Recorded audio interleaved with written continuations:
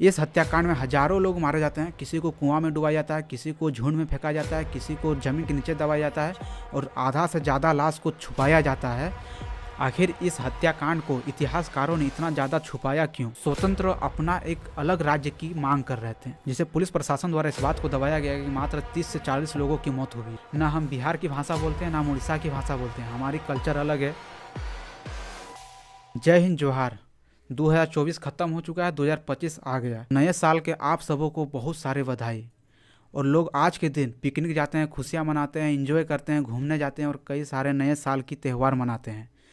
लेकिन झारखंड में आज के दिन लोग शोक मनाते हैं और दुख मनाते हैं। इसके पीछे का कारण क्या है? जैसे कि दोस्तों कि अंग्रेजों द्वारा जलियांवाला बाग हत्याकांड कराए थे, उसी प्रकार से आज़ाद भारत में एक और हत्याकांड हुआ है जिसे कहते हैं सरायकेला खरसावां हत्याकांड, 1 जनवरी 1948 को। इस हत्याकांड में हजारों लोग मारे जाते हैं। किसी को कुआं में डुबाया जाता है, किसी को झुंड में फेंका जाता है, किसी को जमीन के नीचे दबाया जाता है और आधा से ज़्यादा लाश को छुपाया जाता है और लोगों को यह बताया जाता है कि मात्र 30 से 40 लोग मरे हैं। आखिर इस हत्याकांड को इतिहासकारों ने इतना ज़्यादा छुपाया क्यों और लोगों को सच्चाई सामने लाने से मना क्यों किया गया?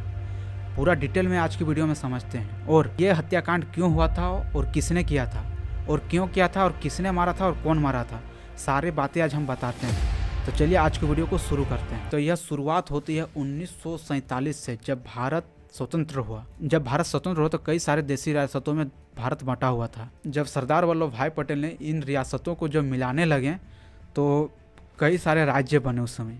जो बिहार बना था, उड़ीसा बना था और भी कई सारे राज्य उस समय बने थे। तो उसी दौरान झारखंड के सरायकेला खरसावां गोलीकांड, जिसे स्वतंत्र भारत का जलियांवाला बाग भी कहा जाता है, 1 जनवरी 1948 को खरसावां वर्तमान में झारखंड में घटित हुआ एक दुखद घटना है।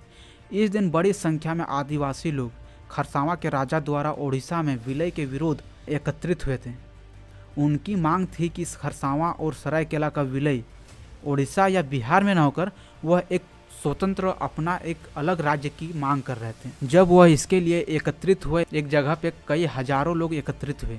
इस प्रदर्शन के दौरान पुलिस ने भीड़ पर गोलीबारी की, जिसमें सैकड़ों निर्दोष लोगों की जान चली गई।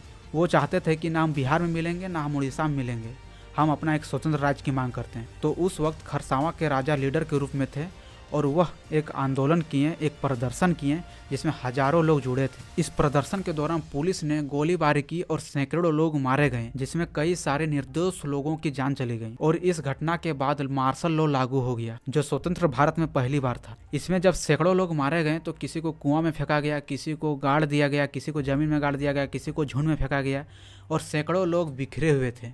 जब यह ज़्यादा बात फैले ना, जिसे पुलिस प्रशासन द्वारा इस बात को दबाया गया कि मात्र 30 से 40 लोगों की मौत हुई। आज भी स्थानीय लोग, झारखंडी लोग उस शहीद स्थल पर जाकर श्रद्धांजलि अर्पित करते हैं। इस घटना के बाद केंद्र सरकार ने बौद्धकर आयोग का गठन किया, जिसकी सिफारिश के आधार पर 18 मई 1948 को खरसावां और सरायकेला का विलय बिहार में किया गया।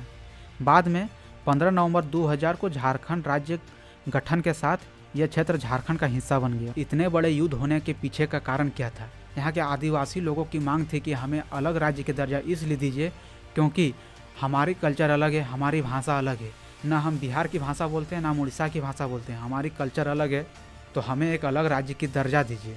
तो हालांकि उस समय उसे कुछ नहीं दिया गया और वह बिहार में मिला दिया गया। तब वहीं से शुरुआत होती है झारखंड की अलग मांग की शुरुआत। और लोगों द्वारा संघर्ष करते करते लोग कभी 1964 में आंदोलन करते हैं, मतलब हर एक बार आंदोलन करते हैं और लोगों को मार पीट के भगाया जाता है कि अलग राज्य की दर्जा नहीं मिलेगी। उस समय के प्रमुख नेता थे शिबू सोरेन, सुनील महतो, विनोद बिहारी महतो, जो काफ़ी ज़्यादा उग्र आंदोलन कर रहे थे 1985 के दौरान। वो झारखंड को अलग राज्य की मांग को रख रहे थे। बिहार के राज्य सरकार और केंद्र सरकार इन बातों को नज़रअंदाज किया जा रहा था।